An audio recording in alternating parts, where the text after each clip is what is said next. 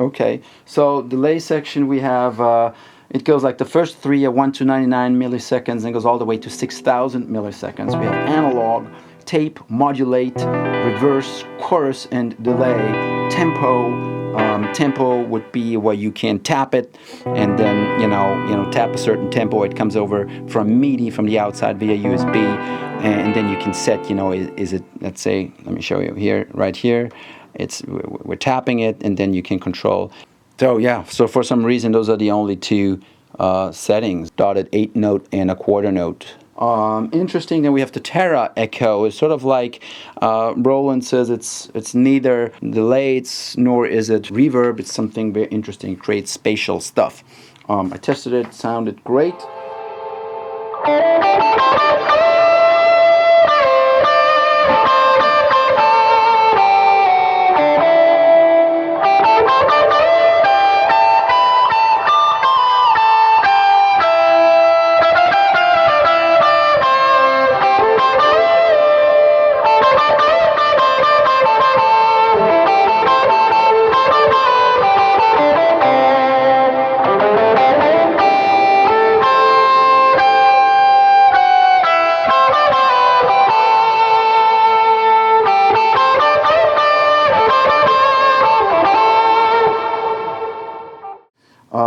Analog delay is, I think, up to 400 milliseconds, 30 to 400 milliseconds. That goes for analog, tape, and modulate. So for these three here, so very short delays, because they're analog based or basically old school based. They didn't have those long delay times that you need a digital delay for.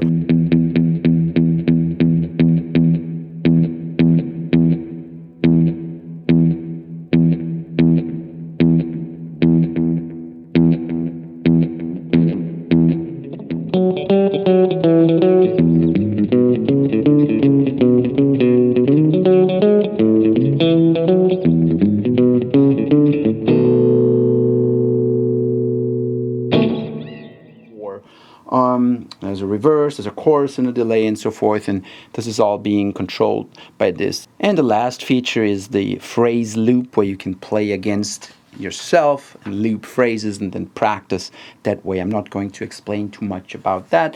That feature is already available on the ME70. By the way, the ME50 didn't have that. Now, to the preamp section. I think the preamp section is really, really important. Let me zoom out here. Preamp section right here. Let me zoom in as much as I can. Here we go. Let's see. All right, so this is the preamp section up there, right there. Here you go. I'm walking around, and so you have the gain knob, like on a regular, guitar amp. The bass knob, middle, bass, middle, treble, and then level. And so we have an AC, a clean, a tweed, a crunch, a combo, a lead, a drive, a stack, and a metal. All they go from here. So this would be clean all the way to stack, and then metal, and then we have, actually it starts with AC, which would be, for an acoustic guitar, right? And then we have clean. It says this is a clean, uncolored sound without the idiosyncrasies of a typical guitar amp, such a trebly character or boomy low end. So this is not a guitar amp that you would expect from, from guitar simulations. They have a few simulators, and sometimes the clean amp is actually, one of the classic amps, but just set clean without any preamp, without too much gain. So any amp can sound clean, but this is not what it is. Remember, we're not simulating a cab here, really. We're simulating sort of a preamp.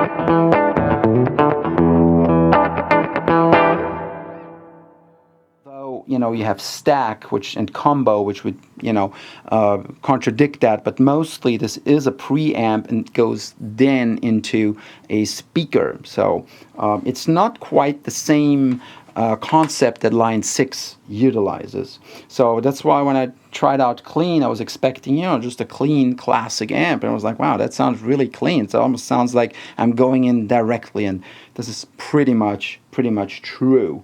Then we have Tweed. And Tweed simulates the Fender Bassman's vintage crunch sound. Interesting choice, right? The Bassman, that's a pretty big amp. Was originally designed for the bass, but then used mostly by guitar players. Crunch, when it says crunch, it says advanced crunch sound that allows the nuances of your picking to be expressed even more faithfully than in the conventional combo amps. So it doesn't tell us really what it is. It's not modeled anything, after anything specific to be compared with. That's cool. Doesn't have to be with me at all. But I was kind of like, the typical crunch settings. Certain amps that are crunched a little bit. I was like, thinking, which amp is that? I didn't really feel it or hear it. Now, okay, I'm glad I'm looking at this thing here. I'm looking what you might be looking at. This is it right here. This is what I'm reading back to you, okay? And I tested all of them, so I'm allowed to read it. Crunch. Then we have a combo. That now, in terms of the combo now, in terms, the combo simulates the Vox AC30's vintage crunch sound. All right, now here we go with something concrete people can relate to. Then if you go to lead sustaining vintage lead sound of the Boogie MK series. That's great. And drive. When we go to drive, drive's supposed to be an advanced straight drive sound that works well in a broad range of situations. A sound like this cannot be obtained from any existing amps. Well, we're going to be the judge of that in a little bit. I'm going to tell you that.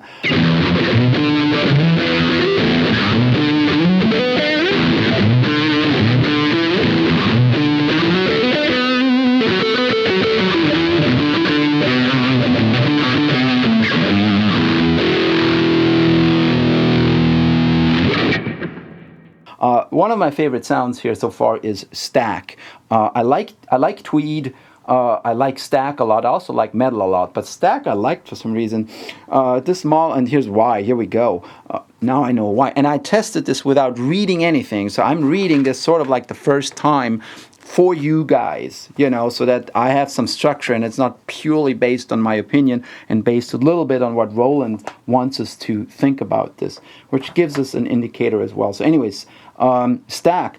This models the sound of when input 1 of a Marshall 1959 is used. This is a vintage trebly sound suited to hard rock. I found it even suited well for, for comping and stuff like that. So I like it. And then we have the last one in the bunch is here, metal. This models the heavily distorted sound of a Bogner Überschall.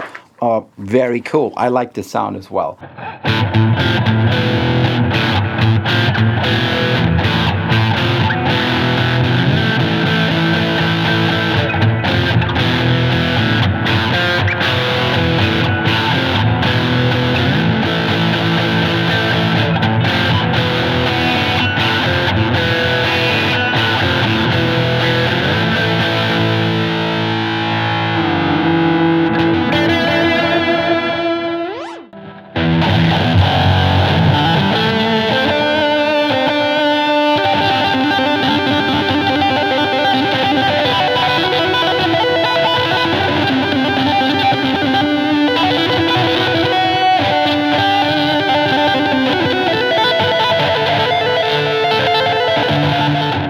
So not too many choices here. Remember, if you go look at line 6, at line 6 500X and so forth, what else is, what else the newest one might be, they have 50, 100 and so forth amp models. So the question is going to be, is this going to be enough? I think so. And remember, this pedal is also designed to be used with a conventional guitar amp. The main feature, the main raison d'être of this is not just to be an amp modeler, it's actually to be used in a rehearsal with a real amp as well. So I'm going to skip the noise suppression. Then we have equalizer and effect 2. So there's a whole other section here, which would be this here, and you can enable it here. My bad, this one, right? So it has also another phaser, another tremolo, a boost, a delay, and a chorus. Very versatile. And then when you switch it down here, this is bracket. This is here like in zoom in. Can't do too much. Let's go in here. So we have bass, middle, treble, and level. That sort of comes in at the end after all your effects have been processed. After the preamp, it comes out of the preamp. The effects, the wah-wah, you can apply some additional equalization. Maybe take off some crazy highs or tame the bass, things like that. You have another level here, and then you have phaser, tremolo, boost, delay, and chorus. Like I said, pretty straightforward. Here's our reverb. When you turn it off, there's a switch for it as well, which is here, the reverb. By the way, the switches here are pretty cool. This is pretty well done. Let me zoom out here so you can see that. These are the upper switches. So that would be amp, EQ, and reverb. And then we have compressor FX1 here, overdrive, distortion here, modulation here, and then we have delay here that matches. The only one that's here, because we have 4 down here and 4 down here and 3 effects up here, that would be memory or manual. So you can go into a memory mode. It's a little bit outside of it. This controls the memory and the manual feature. So if we go into memory mode, these banks, this controls the banks, right? So I'm here in the preset bank number, whatever, 10 on each. So it's got preset 1, 2, 3, 4, 5, 6, 7, 8, 9. Then it jumps to user, and user goes up to, let's see, so user goes up to 9 as well, and each one has 4 different patches. So bank 1, and we get patch 2, patch 3, patch 4, and then you can switch back to manual, which is where it leaves off the way we had it before. Then we have reverb, which we can turn on and off with this here. This is room, this is hall, and this is spring reverb, and sort of the algorithm changes the more you turn this up. It's not only the volume or the intensity. You have no control over the intensity or anything. It just, it becomes a bigger hall, sort of a bigger effect, and here it becomes smaller. So I'm sure it changes multiple parameters. So here's the effects pedal, and I have to move the pedal a little bit into focus here. So this is the effects pedal, the wah pedal. It's a little bit smaller compared to it's still big enough though. It's smaller than the ME50. It's more like the ME70. And you have several features. You have wah, which is when you press down, it goes into wah mode. You have voice octave +1, octave +2, octave -1, freeze, oscillator delay, overdrive, which lets you control the drive when using OD and DS effects, which is pretty cool. Modulation rates and delay levels can be controlled with this. So quite a lot of features. I talked already. I jumped the page a little bit, saving, calling up your tones. Well, if you have a tone that, let's say, this mess that I created here, you want to save that, you would write it, and then you would say where you would want it to be saved. Quite straightforward. I like that it's not too complicated. So one more thing I wanted to touch is the control section where we have different controls that we can influence. So this is up, down.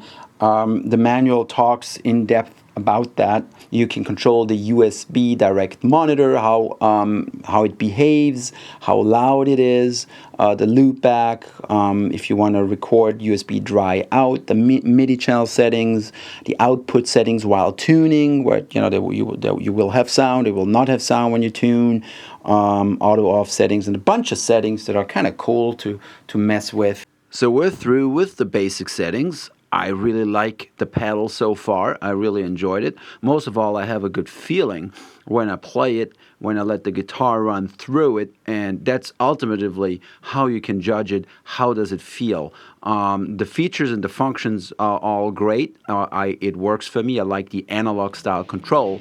and I think I touched pretty much everything that's sort of like outlined in the manual, at least a little bit. We could spend a lot more time on all these effects and really breaking them down, how each of them reacts to a different guitar. This is ultimately something you'd have to do for yourself, and I'm going to do some videos with this pedal, but not in the basis of a review, but more like just rocking out. So a lot of the stuff that I already tested, I put it, you heard it so far, I put it in between the review, I kind of inserted it, and then I have quite a bit more material. I want to give you a little bit more of that, so enjoy it. Thanks for listening and tuning in, and here's some more guitar on the MA80.